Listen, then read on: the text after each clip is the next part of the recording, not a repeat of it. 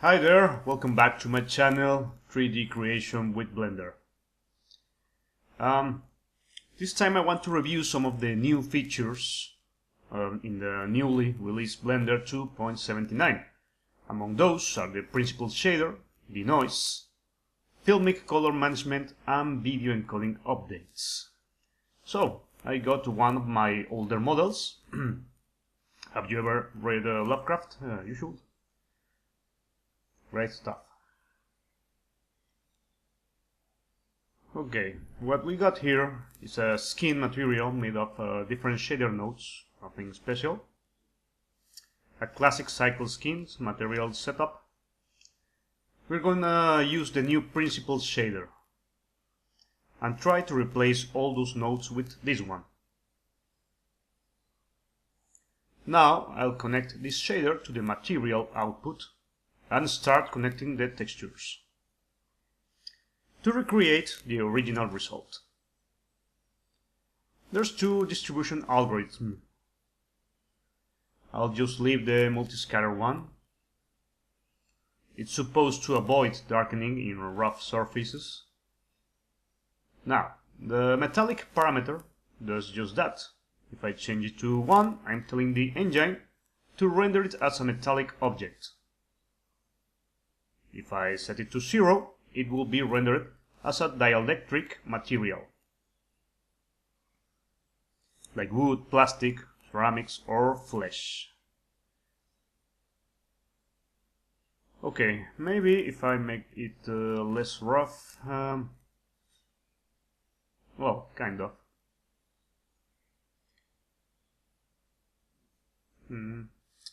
No, I'll just use a dark gray for the base color instead of black. So that's it. Let's leave the roughness in its default value and the metallic value back to 0.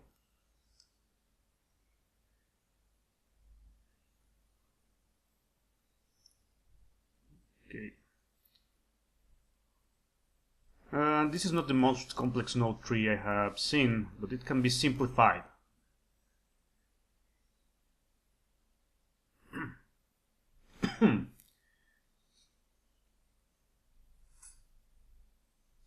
First thing, I need to set the base color. We have 3 textures that make this: diffuse, dirt, and ambient occlusion. I'll need to recreate the original color, and then I'll try to improve it. Remember, this is a very old and possibly very defective material. Okay, that's just the diffuse texture. Let's find the mix node. This one should be it. Now, if I connect it to the base color, we can see all the baked dirt.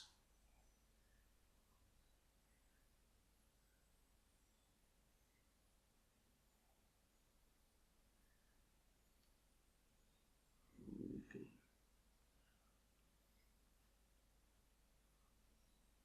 Looks a bit dark. Let's connect the normal map.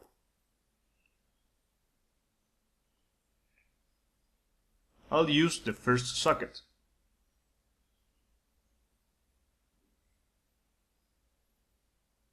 Let's see where it is. Oh, there it is. Oops, my mistake. Don't know why I did that. I need to connect the normal map node. This should work. Let's wait for the preview. Now it looks way better. Still looks too dark. I'll fix that later.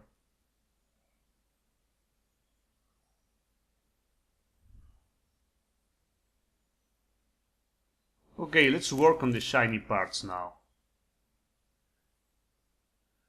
I have two specular textures and two glossy nodes attached to them. Before doing anything with those, let's see the roughness parameter. This basically controls the specular reflection. There's another parameter called specular, but the roughness controls the reflection type, from perfect sharp like wet surfaces or shiny plastic to an almost diffuse matte reflection. You probably won't need to change the specular setting. Let's change this setting to 0. See, now we got all these reflections on the forehead. Looks like a wet skin. I'm gonna change the base color to black so we can see what's really happening. This is gonna be easier to understand. Right now, there's a general gloss in the whole head, like varnish or a wet object. But look what happens when roughness is set to 1. Wait for it. It's a little bit dark, but the reflection becomes diffuse. Just like it happens in a very rough surface. Okay, let's change to material view. I'm gonna try to recycle the old specular maps. Remember, this is one of my first site materials, so some node setup might seem odd. First, let's change this to non-color mode. I was feeding the specular color with the black and white maps. This, of course, was kind of inherited from the Blender internal engine workflow. I was a Cycles newbie back then, so I'm connecting one of the specular maps to the base color, so we can see its values. We can't use this map as it is, because its values are specular values. So we need to change them to roughness values, where darker values mean more glossiness, and values near white mean diffuse reflections.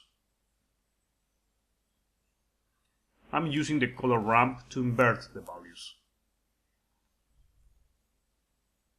And to create more contrast in some areas, I'm looking to keep the mouth area in darker values. And this means less roughness and more reflection.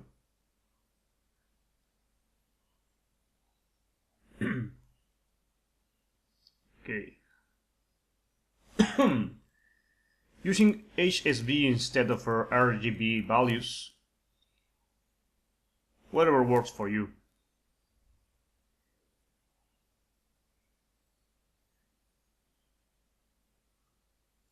Need those gums to be darker.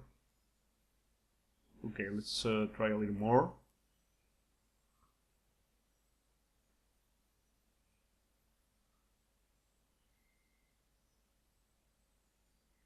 Let's connect that again to the right socket. Okay. I should test it to see how it looks.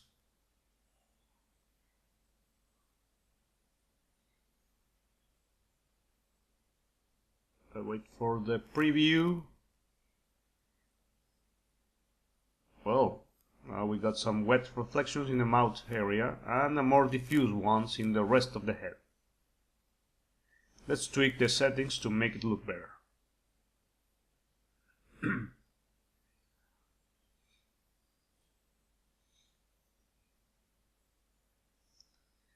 I'm gonna combine both specular maps, but the best solution should be to generate a new roughness map and discard these two.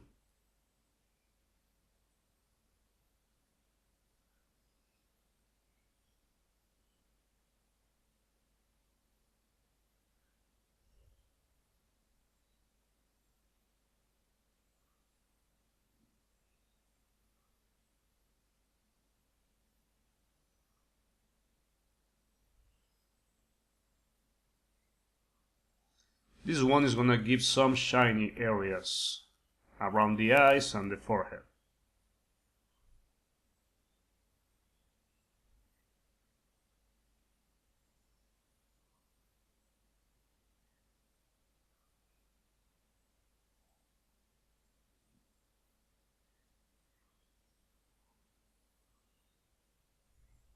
Let's test this one too.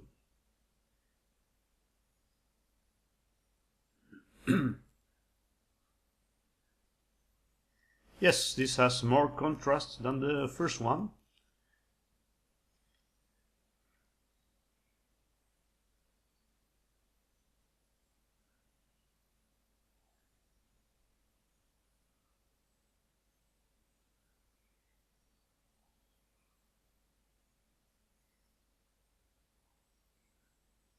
Okay, time to combine both maps. We need a color mix node for that.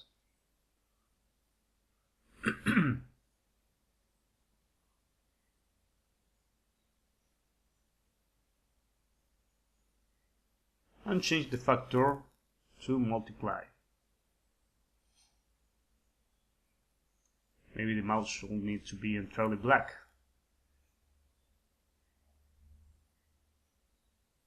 Need to see how it looks in the render preview.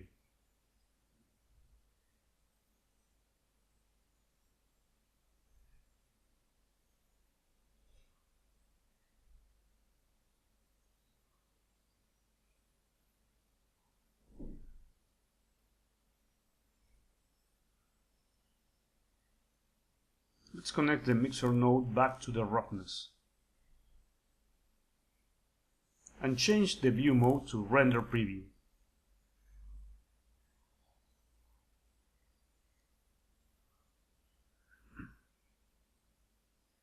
A little too shiny in general. I'm gonna connect the base color texture to see how it looks.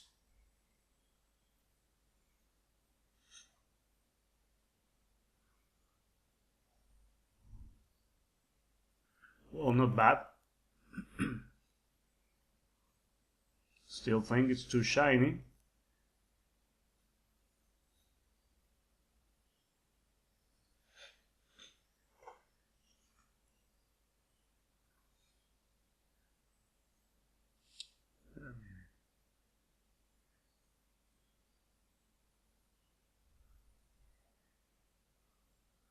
Okay, I think I can start cleaning all these unused nodes.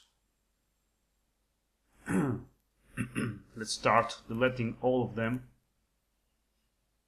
We don't need this anymore.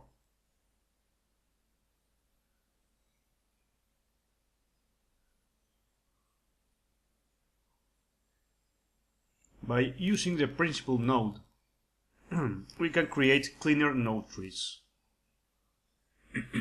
Cleaner node trees are easier to maintain and easier to understand. That doesn't mean we must stop using all the other nodes, of course. It depends on the material type. I think the principal node is great for skin materials, and it's supposed to be compatible with the new Eevee engine. We can create materials that works in both cycles and the new real-time engine, or maybe even third-party game engines using the PBR workflow. Look, I'm changing the old attributes nodes for the newest UV map node. This node didn't exist back then when I made this node tree.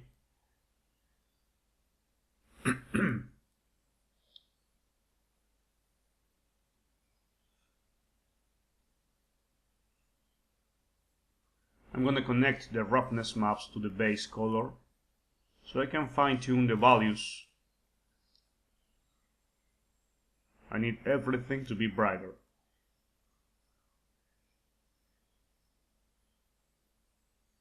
And that includes the mouth.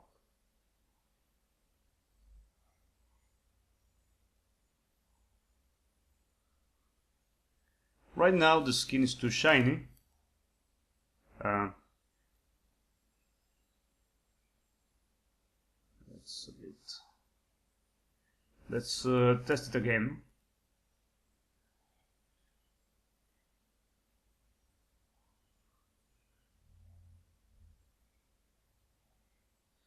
Need to change to preview mode.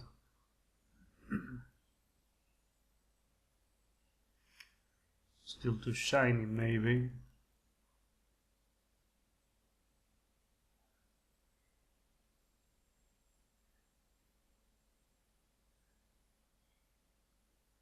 That seems more like it.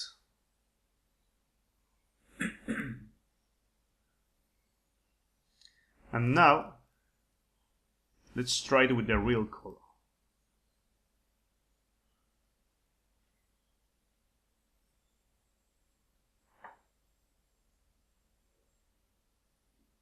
Seems nice, but I'm gonna try less roughness.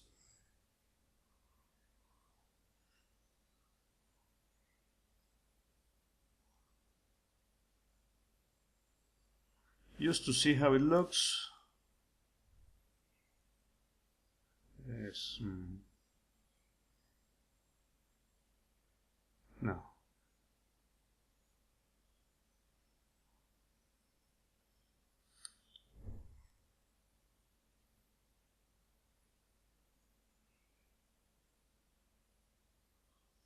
Let's leave it like that for now.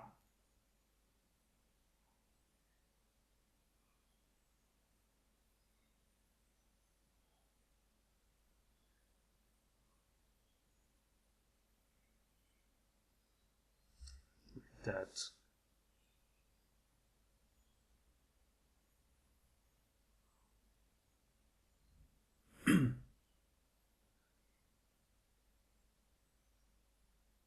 Let's change the shading mode to material. And let's clean this up.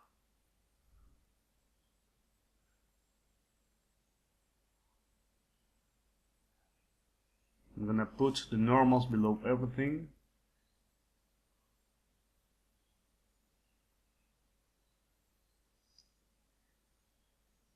And now let's see if I can improve the base color mix.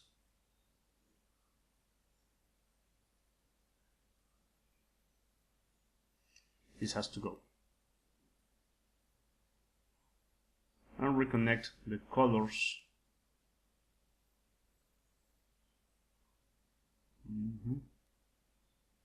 Let's change the mode to multiply.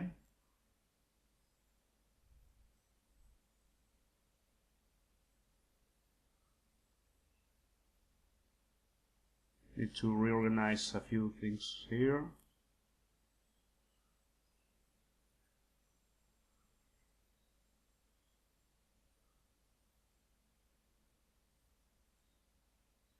In the color ramp node.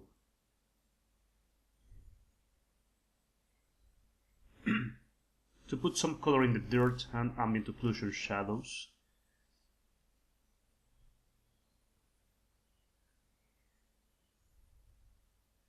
I'm gonna change black for something not so dark.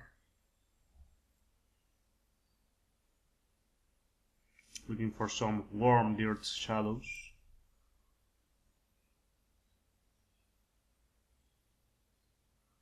Yeah, this looks better. Let's just try other colors.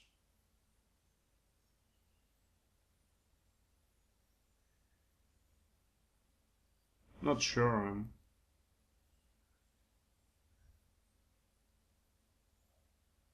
Need to duplicate this node. The ambient occlusion layer, we do need a colder tone.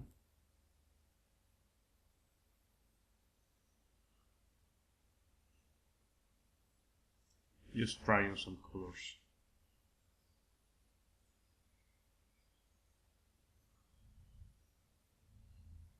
And the amount of layer mixing.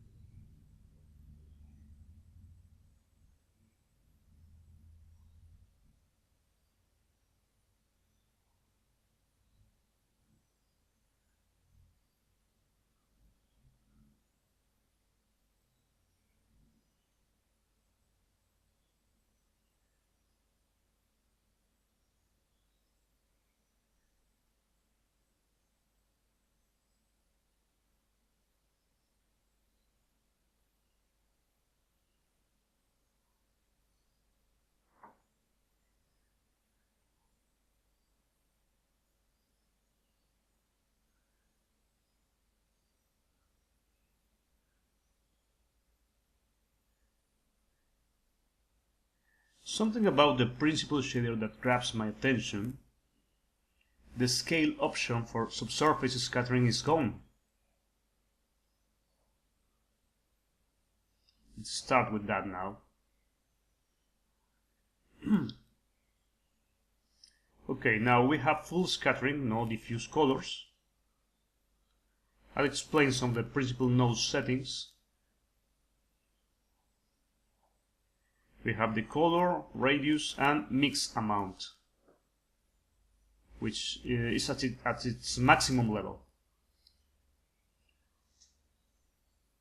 That means we only see the scattering effect, no base colors. If we set this to 0, we only see the base color.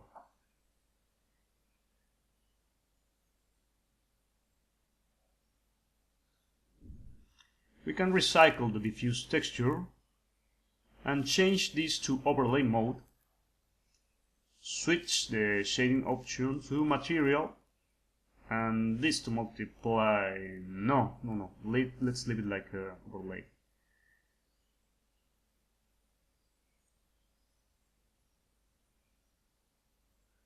I'm just trying a color test.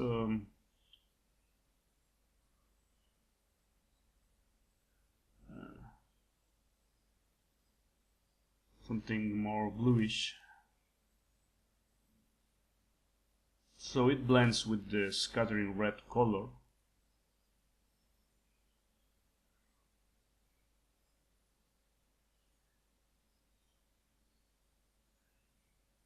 This is gonna get warm tones later.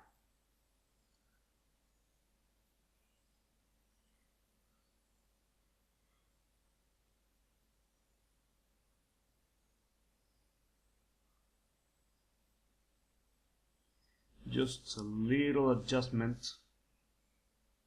We'll need to mix both base and scattering colors and adjust the effect on each channel. As a rule of thumb, the green channel has half the value than the red channel, and the blue channel half the value than the green channel, if we are talking about normal skin. If you're making an alien with green blood, well, that's a whole different game.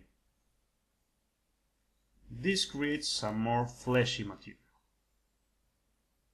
But we need to change it a bit.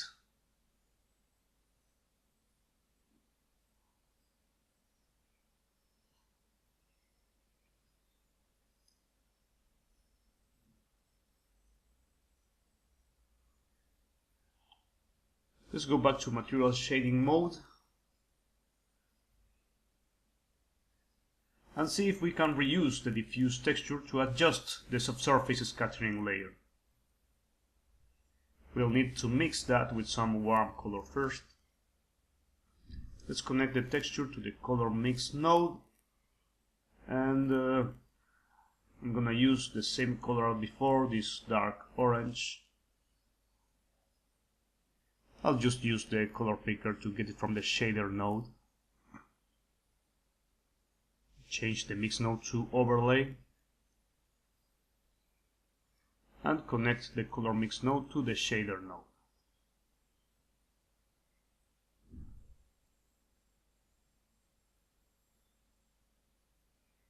So everything is in place now. You should check how it looks in render mode.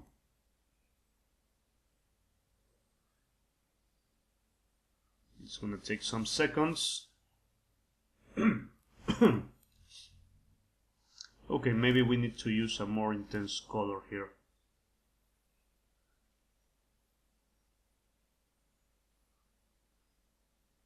More saturation.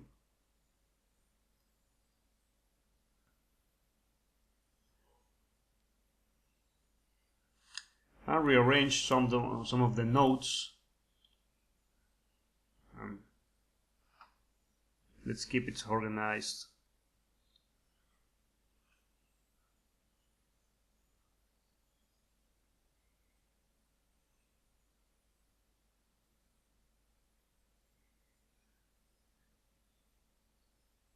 So everything looks like it should, everything seems okay. The skin looks okay.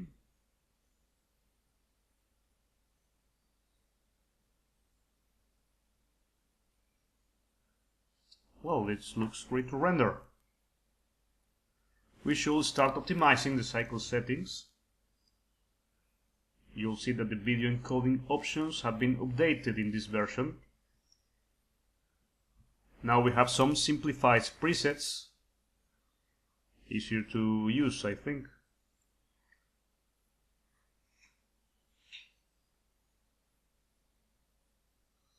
Okay, let's start optimizing the light paths. The transparency bounces to 3.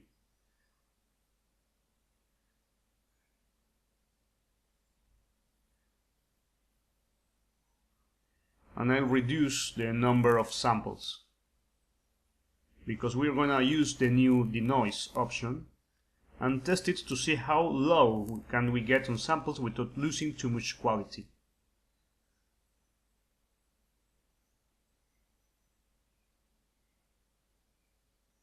I'm setting this just a little higher than the preview value, and now let's go to the Denoise panel.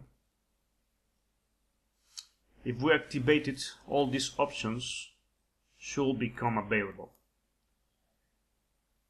But if we have the progressive refine option checked in the render performance panel, the Denoise options will be disabled. See? All disabled. So uncheck progressive refine if you want to use the Denoise option. Okay? Back to normal. I don't know if this is gonna stay like that, or if it's gonna be fixed in the official release. Some kind of alert will be nice if that stays that way. Okay, it's time for a render test. My system is an old AMD Phenom 2 1090T. I'm planning on getting one of the new AMD Threadrippers. 16 cores, 32 threads, that should speed up my renders. Well, the Denoise option is a great update. This same model could take 6 or 7 minutes for a single frame to render. I guess using the principal shader instead of 4 different nodes, well, maybe that helps too. Okay, that looks very nice, but I need to fix the dirt file.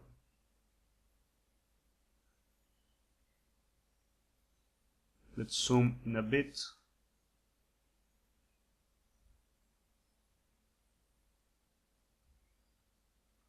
Getting very acceptable results. Still, if I want to improve the materials, I should just make new PBR maps. Make one texture for the skin roughness, one texture for the subsurface scattering. Maybe even add some asymmetry with a displacement map.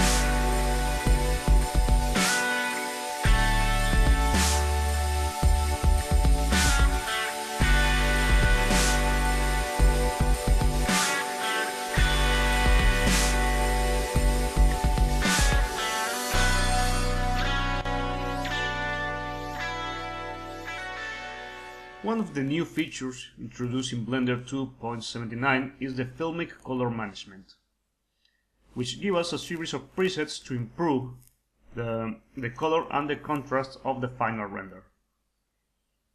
making it more photorealistic. Personally, I think the renders look better. I'm using the medium-high contrast preset, and well, the colors look better.